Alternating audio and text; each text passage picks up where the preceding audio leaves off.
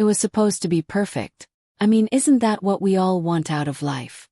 To have everything fall into place. Especially when it feels like you've got the love of your life by your side, and a best friend who's practically family. That's how it was for me anyway.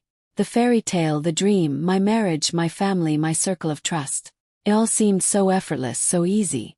And yet, sometimes the things we believe to be unshakable, well, they're the very things that can crumble without us even knowing it.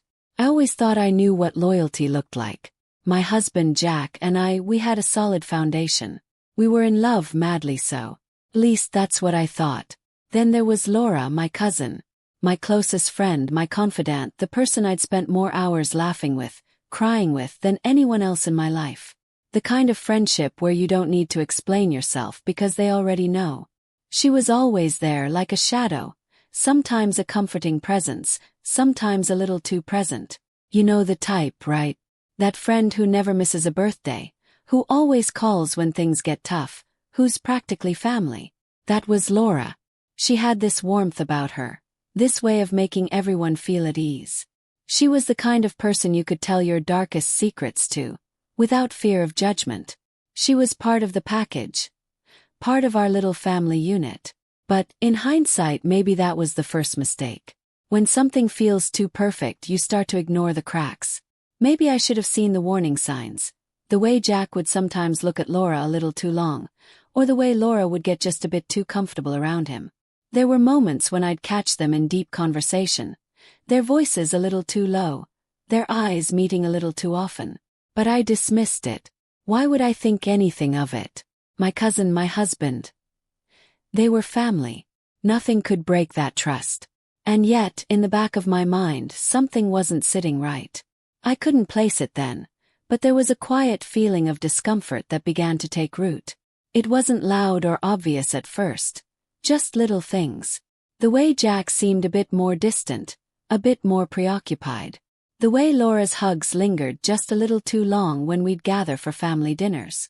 But it wasn't until later that I realized what those little things were leading to. I couldn't see it then, but that was the moment everything started to shift. I used to think that nothing could shake my trust in either of them. After all, I had no reason to doubt. But sometimes trust doesn't break all at once. It doesn't come with a loud crash. It's more like a slow drip, wearing down the foundation until it's too late to stop. And when everything came crashing down, it was so much worse than I could have ever imagined. It's funny how doubts creep in, isn't it? At first, they're just whispers in the back of your mind, tiny little thoughts that barely get any attention. But before you know it, those whispers grow louder, until they're all you can hear. That's how it started for me, just tiny things I tried to dismiss, but they kept nagging at me just enough to make my stomach churn. I remember one evening, not long after a family gathering, I was sitting on the couch with Jack, both of us winding down from a long day. Laura had left a little earlier, as she often did. At the time I thought nothing of it. But then Jack checked his phone, just briefly, a quick glance, and then he shoved it back in his pocket, almost like he was hiding something. I didn't say anything at first. I mean, I trusted him, right? But then there was that lingering thought. Why was he so quick to put it away? And there was more. Little things, small changes that I could barely put my finger on. I'd catch Laura looking at Jack differently, like there was a new dynamic between them. It wasn't anything overt, but the way she'd laugh at his jokes a little too hard, or the way she'd touch his arm casually in conversation. It was the kind of thing you notice when you start paying too much attention to nothing. You know the feeling, right? When everything feels normal but your gut says otherwise. That's how it was. I tried to brush it off. I mean, maybe I was just being paranoid. Maybe I was overthinking things. I didn't want to believe that something was wrong. I didn't want to even entertain the thought that my best friend and my husband could be, well, anything more than what they were. The thought seemed ridiculous, almost laughable at times. They were family, for heaven's sake. Why would I doubt them? But then came the moments when I couldn't ignore it anymore. There was the time we were all at a family barbecue. Jack and Laura had been standing off to the side, chatting for what felt like forever. They were laughing, and I mean really laughing, like they were sharing something between them that no one else was privy to. I tried not to watch them too closely, but it was hard not to. Something in the air felt off, like there was a tension I couldn't quite grasp. When Laura finally came over to join me, there was this unease. I couldn't shake it. "Everything okay?" I asked her, trying to sound casual, but there was an edge to my voice that I couldn't hide. Laura gave me that easy smile of hers, the one that always made me feel like everything was just fine. She said something vague like, "Yeah, just catching up. You know how it is." And just like that, she had the perfect answer. But it wasn't just an answer, it was a shield. A shield that felt like it was meant to cover something up. But still, I convinced myself it was nothing. I wasn't one of those people, right? The paranoid ones who read into every look, every word. No, I trusted Jack. I trusted Laura. I had no reason not to. Not after all we'd been through together. Yet there was a growing distance between me and them. It wasn't anything anyone would notice at first glance. It was subtle, but it was there. I began to feel this quiet pull inside of me, a nagging feeling that maybe, just maybe, my trust wasn't as secure as I thought it was. What made it worse was that I started noticing how things were changing in my marriage. Jack, once so open and communicative, had become distant. He'd retreat into his work more often, come home late, or act distracted when we were together. We used to be able to talk about everything, our dreams, our fears, our day-to-day struggles. Now, it felt like he was keeping parts of himself closed off from me. I kept asking myself, is it me? Am I imagining this? But the more I noticed these changes, the harder it was to ignore the truth. I began to second-guess every interaction. Was I overreacting? Was I just being paranoid? Maybe it was all in my head.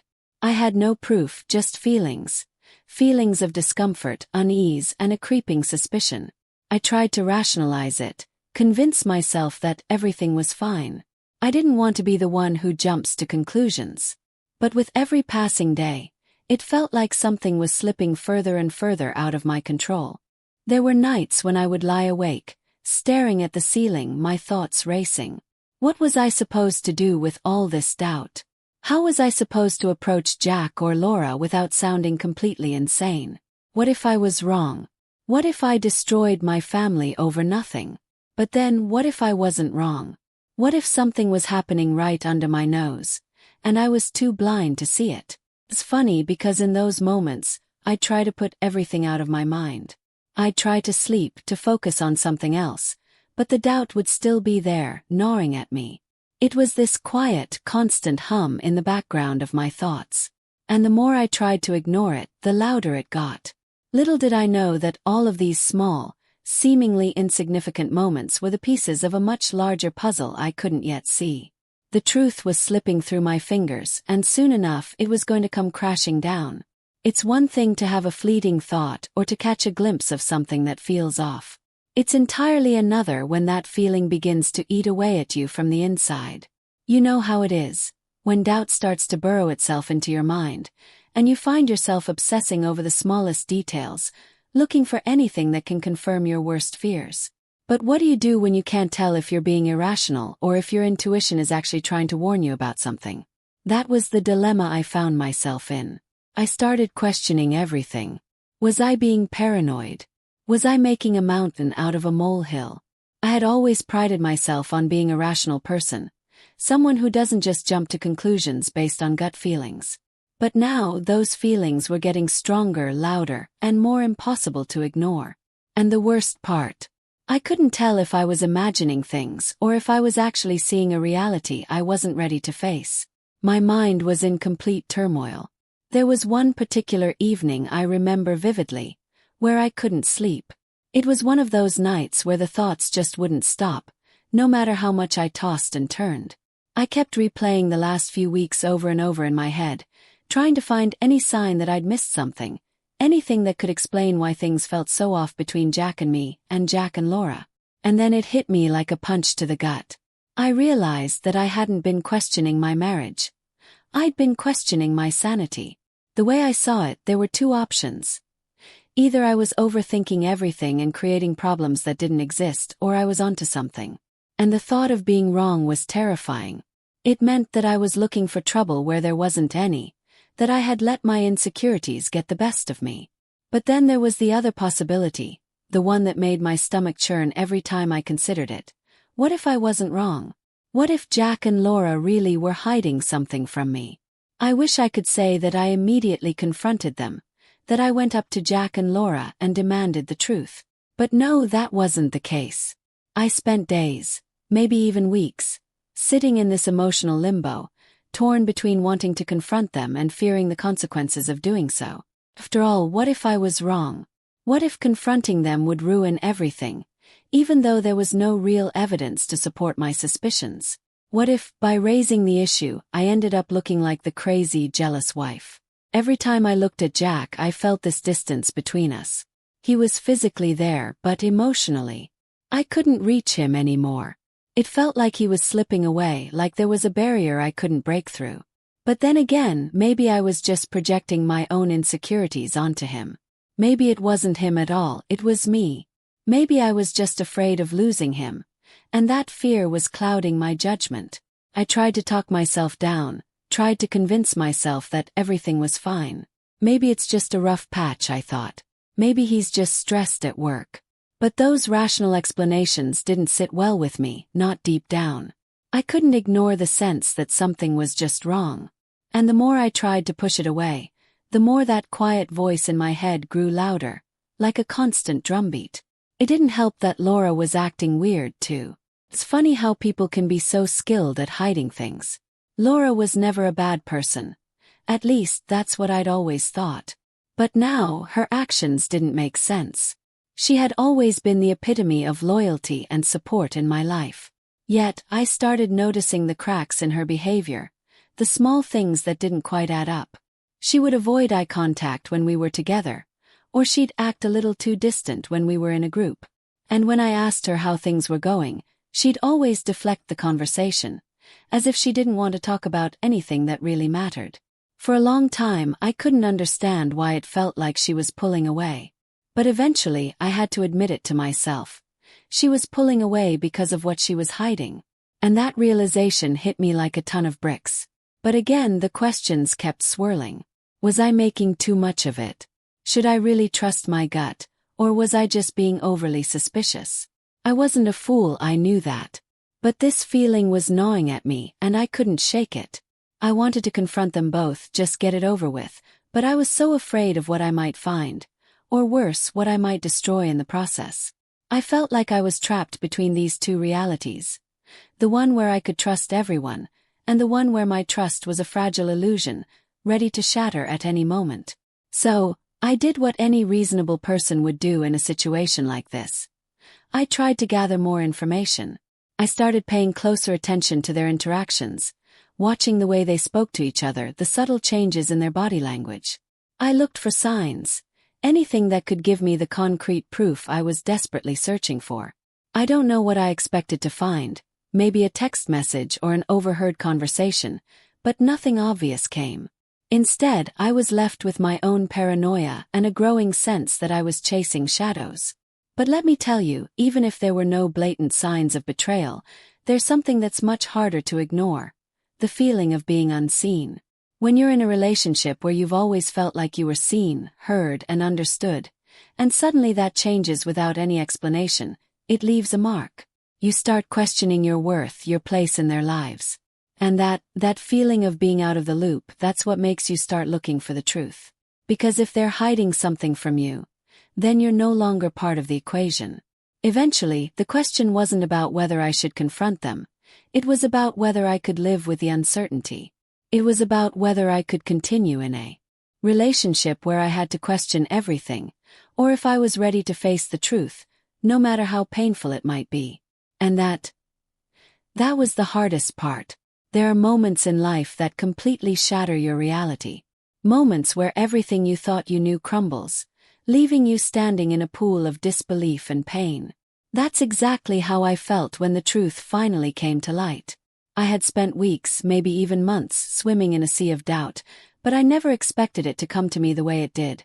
So suddenly, so violently, it was like a punch in the gut I couldn't recover from. It happened on a Thursday afternoon. Jack had promised he would be home early, but as usual, work kept him later than expected. I didn't think much of it at first. He had been working overtime after all. I was sitting at the kitchen table, scrolling through my phone when I noticed something odd. My phone buzzed with a message, but it wasn't from Jack. It was from Laura. My heart skipped a beat when I saw her name pop up on the screen. She never texted me during the day unless it was something important. But this time there was nothing urgent in the message. It was brief, almost cold. "You need to talk to Jack. Don't ask me about this. It's time." That was it. No explanation. No context.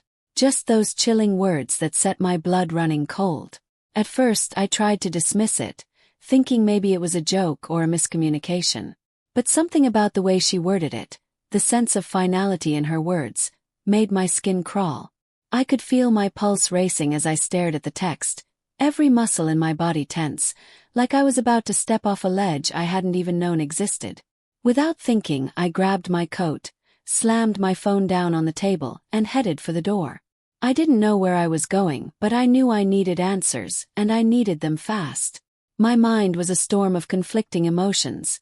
Fear, anger, confusion, a sense of impending doom, but nothing could prepare me for what was waiting. I drove to Jack's office, my heart pounding in my chest with every mile. I told myself that maybe, just maybe, I was overreacting. That maybe this was all in my head. But deep down I knew it wasn't. I knew something had been off for too long. And when I arrived I saw them. It wasn't the scene I had imagined in my head. The one where I catch them together in some intimate embrace. No, this was worse. So much worse. They were standing in the parking lot talking. The look on their faces was unmistakable. The way Jack was leaning in a little too close to Laura, the way their eyes met, like they were sharing something no one else could see. There was something in their exchange that was so private, so intimate, that it sent a wave of nausea through me. But what really broke me was the realization that they didn't even see me. They didn't notice me standing there, a silent observer to the worst moment of my life. I watched as Laura touched Jack's arm. Just a brief, casual touch, but it was enough. Enough to make my heart stop. Enough to make everything in my world come crashing down. And then I saw the smile. That damn smile on Jack's face. The one that used to be reserved for me and only me. It wasn't just a smile of friendliness. No. It was a smile that only someone who had crossed a line could wear. I couldn't breathe. I couldn't move. All I could do was stand there, frozen, as the truth sunk in, slowly, painfully. They weren't just friends. They weren't just colleagues or family. They had crossed a line I couldn't come back from. And in that moment, I knew everything was about to change. I don't know how long I stood there, staring at them. Time felt like it was moving in slow motion, like I was caught in some kind of surreal nightmare that I couldn't escape from. But finally I couldn't take it any longer. I couldn't pretend like I hadn't seen it, like I hadn't felt it. I walked up to them, my voice trembling as I called their names, barely able to get the words out. They both turned to face me, their expressions changing in an instant from ease to shock. Jack's face fell as soon as he saw me, and Laura, well, she just stared at me with this look I'll never forget. It wasn't guilt. It wasn't remorse. It was cold, distant, and almost calculating. "What's going on?" I asked, my voice barely a whisper, my throat tight with emotion. For a long moment, neither of them spoke. Jack was the first to break the silence, though his words didn't help. He tried to cover it up, stuttering, telling me that it wasn't what I thought it was. But I could see it in his eyes. There was no hiding it. There was nothing left to say. Then Laura. God, Laura, she didn't even try to pretend. "You already know, don't you?" she said, her voice low, almost detached. "I didn't want it to come to this, but it's too late now." It was like the ground opened up beneath me. My whole body went numb. The betrayal wasn't just emotional. It was existential. The person I had trusted the most, my own cousin, had been manipulating me, using our relationship for her own selfish gain. And Jack, the man I'd promised my life to, the man I trusted with my heart. He had given it away so easily, so thoughtlessly. The weight of the revelation was crushing. But even then, nothing could have prepared me for the words that came next. "We didn't want to hurt you, but it just happened," Jack said. And just like that, everything I thought I knew about him came crumbling down. There was no apology, no shame in his voice. He wasn't sorry. He wasn't even remorseful. He was just there in front of me, looking at me like I was some obstacle standing in the way of his happiness. And Laura, she was no better. Her coldness was almost worse than Jack's betrayal. "You've been blind to this for a long time," she said, her words slicing through the air like a knife. "But I'm not sorry. I never was." That was it. The moment everything shifted. The moment I realized that everything I had built with these two people, the trust, the love, the family, was nothing more than a carefully constructed lie. I wanted to scream. I wanted to shout at them, to demand why they'd done this, but no words came out. What could I say that hadn't already been said in that one devastating moment? My mind was a haze, and my heart, it was shattered. There are some things in life that you can't come back from. And sometimes the things that break you the hardest aren't the loudest, most dramatic moments. Well, sometimes they're the quiet realizations, the slow sinking in of just how deep the wound goes. That's what I felt when everything came crashing down. It wasn't just the betrayal that hurt. It was the way it shattered everything I thought I knew, everything I thought I could count on. After the confrontation, when I walked away from Jack and Laura that day, it felt like I was leaving behind more than just a relationship. I was leaving behind an entire version of myself. The person who trusted, the person who believed that loyalty and love were enough to hold things together. And that's the hardest part, you know? It's not the anger or the rage that comes in the aftermath. It's the profound, aching disappointment. It's one thing to be betrayed by someone who doesn't matter to you. It's another thing entirely to have it come from two people you thought you could count on with your life. Jack wasn't just my husband. He was my partner, my confidant, the person I had shared my hopes, fears, and dreams with. We had built a life together. And then there was Laura, my cousin, my closest friend, the person who knew everything about me. We had laughed together, cried together, supported each other through the hardest of times. I thought we were inseparable. But in that moment, I realized how deeply both of them had used me. They didn't just cross a line. They tore down the very foundation of everything I believed in. The lies they told, the way they manipulated me, it was all so calculated. It wasn't just a betrayal of my marriage. It was a betrayal of my identity. Because I had trusted them both. I had loved them both, blindly, without hesitation. And then there was the matter of how everything had unfolded. The manipulation. The subtle ways they had both worked their angles. Jack pulling away just enough to create distance, while Laura wove herself deeper into his life. It wasn't a sudden thing. No, it was a slow process, an insidious kind of betrayal where they chipped away at everything until, one day, it was too late to fix it. I couldn't understand how I hadn't seen it. But what hurt even more was the realization that I did see it. At least I saw the signs. I just didn't want to believe it. I didn't want to admit that the two people I trusted the most were capable of doing something so cruel. There's a moment, a defining moment, when the weight of the betrayal really hits you. For me, it came as I sat in the empty silence of our home after everything had unraveled. The house that was once filled with laughter and shared memories now felt cold, sterile, and hollow. It was like everything in my life had turned into an empty shell. And no matter how hard I tried to hold on to the good times, the memories of when things were happy, when I truly believed that everything was as it should be, those memories felt tainted. The love I once felt was twisted into something unrecognizable, something dark. It was like a slow-burning fire that consumed everything.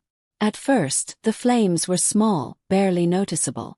But soon enough they spread, and I couldn't escape the heat. I couldn't escape the thoughts that kept looping through my head, asking how this could happen. And the worst part, the overwhelming disappointment wasn't just about what they did.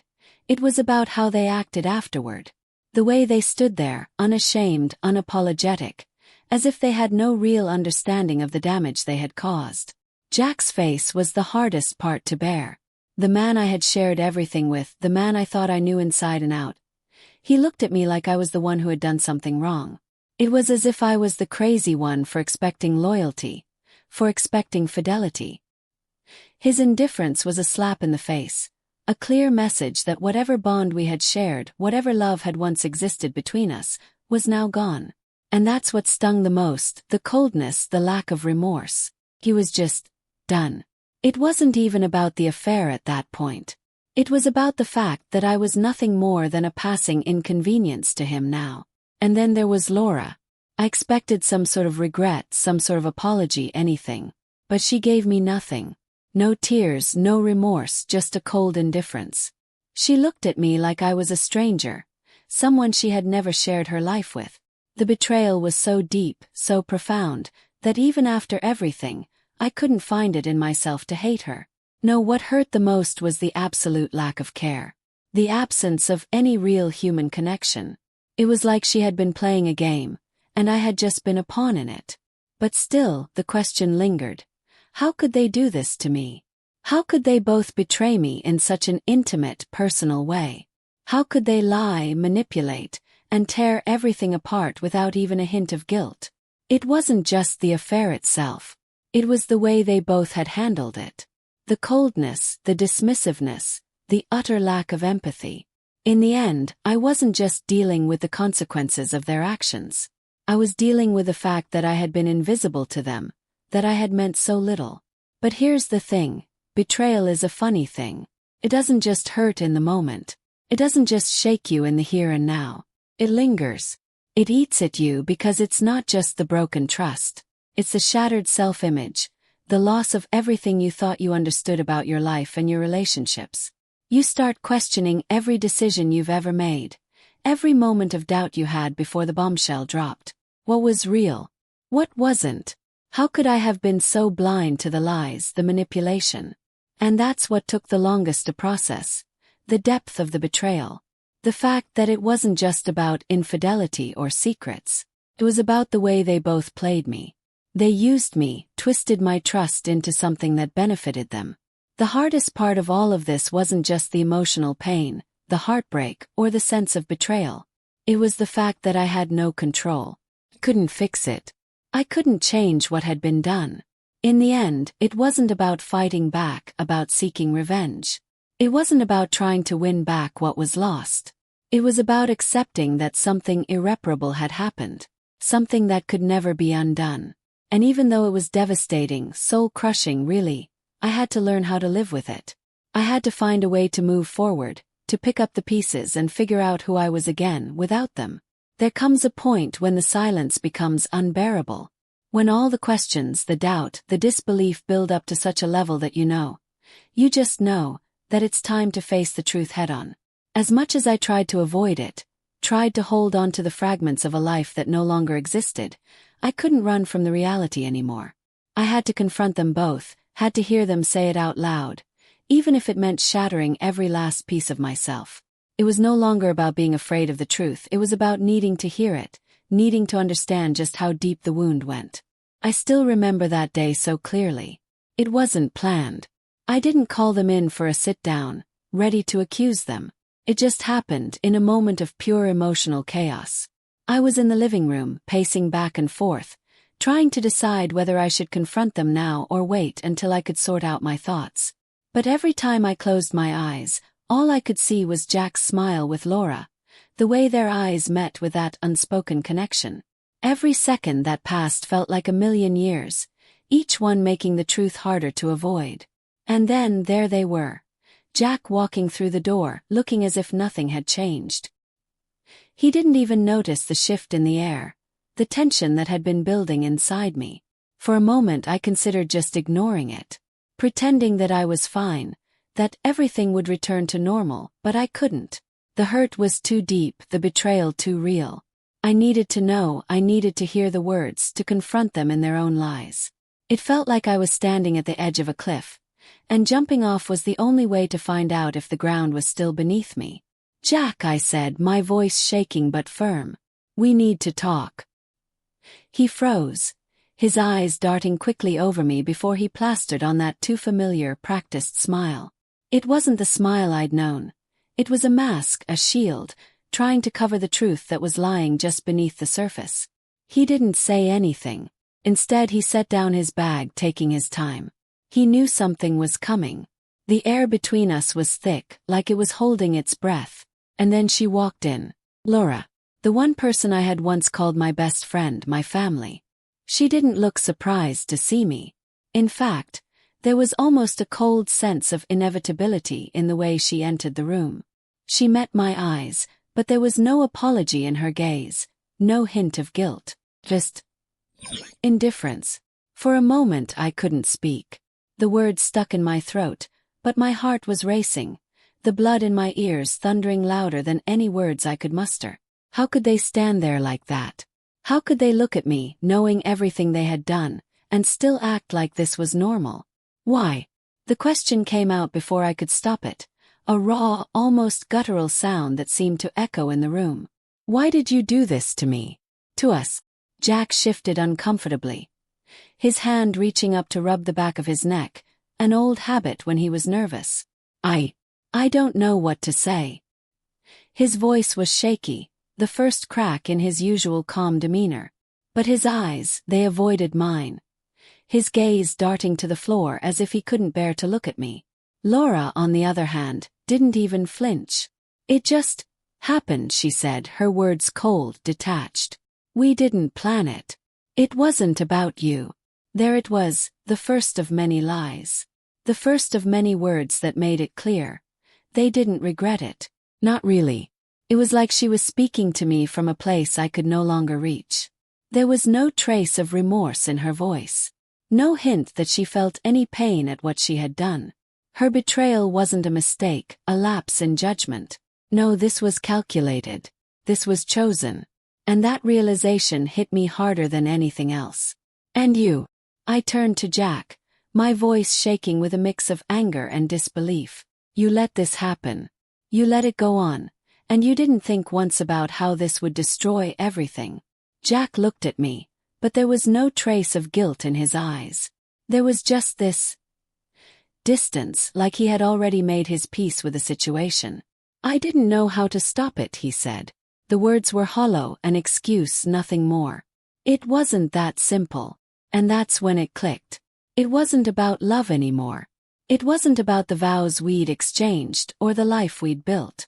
It was about them, about their need for something else, something they couldn't find in me. And that's when the anger really started to build. Not at the affair itself, but at the way they justified it. They weren't sorry. They weren't even aware of the hurt they had caused. Theirs wasn't a betrayal of passion. It was a betrayal of convenience, of selfishness.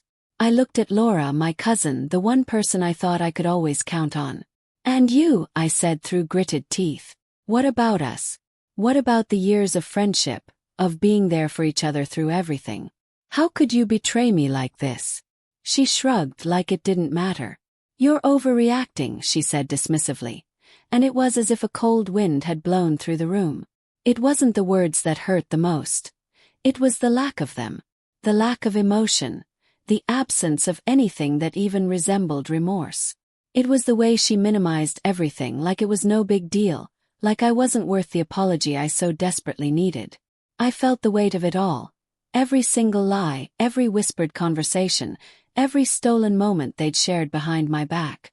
The sheer magnitude of it pressed down on me, suffocating me in the truth of it all. I realized that, in this moment, nothing I said would matter. No confrontation, no amount of shouting, would bring back the trust that had been so easily torn apart. For the first time since this all started, I felt the full weight of the betrayal. It wasn't just Jack and Laura who had broken my heart. It was myself. I had allowed myself to believe that everything was fine, that my love was enough to hold us together. I had trusted them blindly, and now I had to pay the price for that trust. In the silence that followed, no one said anything. The air was thick with tension, thick with the weight of everything that had been said, everything that had been left unsaid. I realized that I had already known everything I needed to know. There were no more questions left to ask. The truth had been laid bare, and nothing could change it. But even in the crushing weight of that moment, something inside of me started to shift. I wasn't going to let this destroy me. I wasn't going to let them walk away from this without facing the consequences of their actions. As much as it hurt, I knew that this was the turning point. This was the moment when I stopped being a victim and started becoming the person who would take control of her own life again. Revenge. It's one of those things you never think you'll actually consider until you're staring at the wreckage of your life. And the people who caused it don't seem to care. At that moment, it feels like the only option. The only way to get even. The only way to make sure that you don't walk away from this broken, invisible, powerless. But revenge, I soon realized, isn't the answer. It's just another trap. A trap that promises catharsis but delivers nothing but more pain, more bitterness. When Jack and Laura walked away from me that day, without even a second glance, without the slightest acknowledgement of what they had done, something inside me snapped. I felt like a part of me had died, but another part, one that I didn't know existed, began to awaken. That part of me, the part that was always told to stay quiet, to forgive, to move on, finally had enough. The pain I felt wasn't just about the affair. It was about the complete disregard they had shown for me, for everything we had been through, for the life we had built together. I wanted to make them feel it. I wanted them to understand what they had done, to feel the weight of the betrayal like I did. I didn't know how, but I knew I wanted to hurt them back, even if it was only for a moment. First, I thought about confronting them again. Maybe I could get some closure, some explanation, or just some small sign of remorse. But that idea felt weak. They had already shown me who they really were, and I didn't need another round of empty words. So, my mind began to wander into darker territories. What would hurt them the most? What could I do that would make them feel the same emptiness I was feeling? The fantasies of revenge played out in my mind like a movie, each scene more dramatic and satisfying than the last. I thought about exposing them to everyone, to their families, to the people they cared about. I imagined standing in front of them, revealing all of their secrets, letting the world see them for what they really were. That would be justice, wouldn't it? But then I stopped myself. I had to ask myself the most important question. Would it make me feel better? Would it heal the wound? As much as I wanted to see them squirm, as much as I wanted to make them understand what they had taken from me, deep down, I knew that revenge wouldn't do anything but drag me down into the same darkness they had created. I knew that if I played that game, I would only become like them, bitter, vengeful, consumed by a need to hurt others because of my own pain. I didn't want to be that person. I had been betrayed, yes, but I didn't want to lose myself in the process. That realization hit me harder than anything else. The key to moving forward wasn't about making them pay. It was about finding a way to regain control over my own life. I knew that I couldn't undo the past, but I could control my future. And that, in itself, was a kind of justice. I didn't need revenge. What I needed was peace. I needed to reclaim my dignity, my sense of self-worth.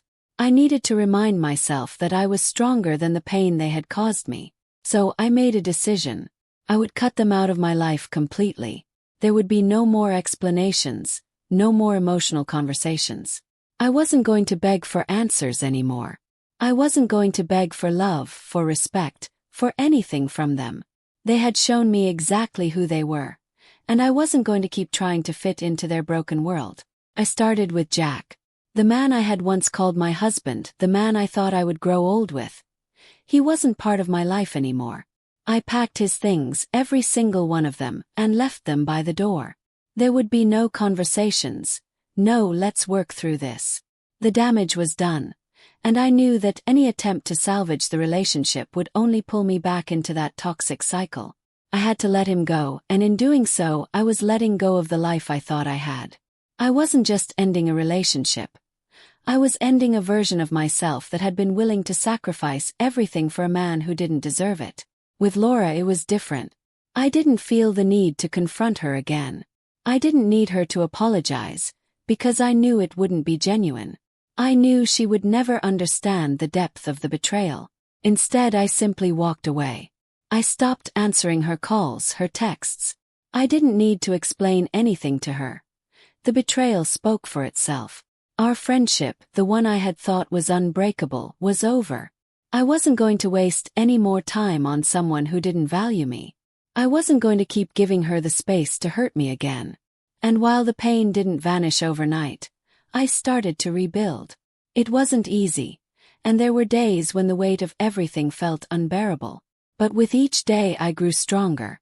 I began to focus on myself again, on what made me happy, on what I wanted out of life. I poured myself into things that brought me peace: exercise, meditation, therapy, and spending time with the people who truly cared for me. I started to rebuild my trust in myself, to believe again that I could love and be loved without fear. In time, I realized that my true revenge wasn't about hurting them back. It was about living my life without them. It was about reclaiming my power, my peace, and my happiness. It wasn't easy. It wasn't quick. But with every step I took forward, I could feel the weight lifting. I wasn't bound to the past anymore. I was free. Justice wasn't about getting even. It was about healing. And in the end, that was the greatest victory I could ever have hoped for. I can honestly say that I never expected to learn the lessons I learned from that experience. If you had told me a year ago that betrayal, heartbreak, and loss would teach me anything other than pain, I would have laughed. But life has a funny way of showing us that sometimes, the worst things can lead to the most unexpected revelations. It's as if we have to hit rock bottom before we can begin to rebuild, before we can truly understand what we're made of. And let me tell you, that journey of healing, of learning, growing, and rediscovering yourself, is one of the most empowering experiences you can ever have. I think the first lesson that hit me was the importance of self-love. I've always been the type of person who tried to put others first. In my marriage, in my friendship with Laura, I put everything into making sure they were happy, that they felt supported, loved, valued. And what did I get in return? Betrayal. But what I failed to realize was that I had been neglecting myself in the process. I had been so wrapped up in giving, in caring for everyone else, that I forgot to nurture my own heart. I forgot to set boundaries. I forgot to protect myself. And in doing that, I left myself open to being hurt in ways I never imagined. Learning to put myself first was not easy. Took time, and it took a lot of pain. But eventually, I learned to stop looking for validation from others. I learned to tell myself that I was enough, that I didn't need anyone to complete me because I was already whole. The moment I truly accepted that, everything began to shift. I began to realize that the love I had given to others could now be given back to myself. And let me tell you, that was a game changer. I stopped waiting for people to tell me I was worthy. I knew it already. I knew that my worth was never tied to anyone else's actions. It was mine, and I was worthy of my own love and respect. Another lesson that came out of this experience was the importance of trusting my instincts. For so long I ignored that gut feeling that something was wrong. I tried to rationalize everything, to convince myself that I was just being paranoid, that I was overthinking things. But deep down I knew the truth. I just didn't want to face it. I didn't want to believe that the people I loved, the people I trusted, were capable of hurting me so deeply. But the truth is, your instincts are often the loudest voice in the room, even if you don't hear it right away. And when I finally listened to mine, when I stopped ignoring that uncomfortable feeling in the pit of my stomach, I realized that I had known all along. I just had to stop denying it. And finally, I learned the value of moving on. Sounds so simple, doesn't it? Move on. People say it all the time, but when you're in the thick of betrayal, when the world feels like it's falling apart, it can seem impossible. But moving on doesn't mean forgetting what happened. It doesn't mean pretending it didn't hurt. It means accepting what has happened, acknowledging the pain, and choosing to move forward regardless. For the longest time, I was stuck in this cycle of wishing things had turned out differently, of wanting to rewind and erase the betrayal from my life. But I couldn't. I couldn't change the past, no matter how badly I wanted to. So, I had to learn how to embrace the future, to see it as an opportunity, not a punishment. I had to learn that my story didn't end with their betrayal. It was just a chapter. A painful chapter, yes, but a chapter nonetheless. As I started to let go of the anger and resentment, I realized that there was so much more waiting for me. There were new opportunities, new people to meet, and a life to rebuild. I wasn't the same person I was before all this happened. No, I was stronger, wiser, more resilient. And that was something to be proud of. I wasn't defined by the pain. I was defined by how I overcame it. I was defined by the way I chose to rise above it and move forward. Through it all, I learned that healing isn't linear. Some days you'll feel like you're making progress, and other days it will feel like you've taken 2 steps backward. But that's okay. Healing isn't about perfection. It's about growth. It's about being patient with yourself, allowing yourself the time and space to feel, to process, and to grow stronger with each passing day. And you know what? Redemption isn't something that happens because of what you do to others. Something that happens within you. It's the moment you realize that you're still standing, still breathing, still capable of love and kindness, despite everything that's happened. It's the moment you understand that you don't need anyone else to redeem you. You've already done it yourself. And that, my friends, is the greatest redemption of all. And so, here I am, standing on the other side of it all. The betrayal, the heartbreak, the pain. It's all in the past now, though the scars will always remain. But what I've come to realize is that the past doesn't define me anymore. The events that shattered me, the people who broke my trust, they are now just parts of a story that I've chosen to learn from rather than live in. What comes next? That's the big question, isn't it? After the dust settles and the emotional chaos fades, what's left? What happens when the pieces of your life are scattered, and you have to figure out how to put them back together again? The answer is simple yet profound. You rebuild. You rebuild yourself, your life, and your belief in what's possible. For the longest time, I thought that love meant putting someone else's happiness above my own, sacrificing my peace for theirs. I thought loyalty meant never questioning the people closest to you, no matter how they treated you. But I learned the hard way that true love, real loyalty, begins with you. It starts with knowing your worth, with trusting your instincts, and with never compromising your own peace for anyone else's comfort. The truth is, life isn't about avoiding pain. It's about how you handle it when it comes knocking at your door. It's about understanding that no matter how much it hurts, no matter how deep the wound, you can always rise again. It's about realizing that the only person who can define your happiness, your worth, and your future is you. So what comes next? For me, it's about moving forward with open eyes, no longer blinded by misplaced trust or unrealistic expectations. It's about creating a life where I am the priority, where my heart is protected, and where I know that I am strong enough to weather whatever storm comes next. It's about finding peace in knowing that I don't need anyone else to complete me. I am complete on my own.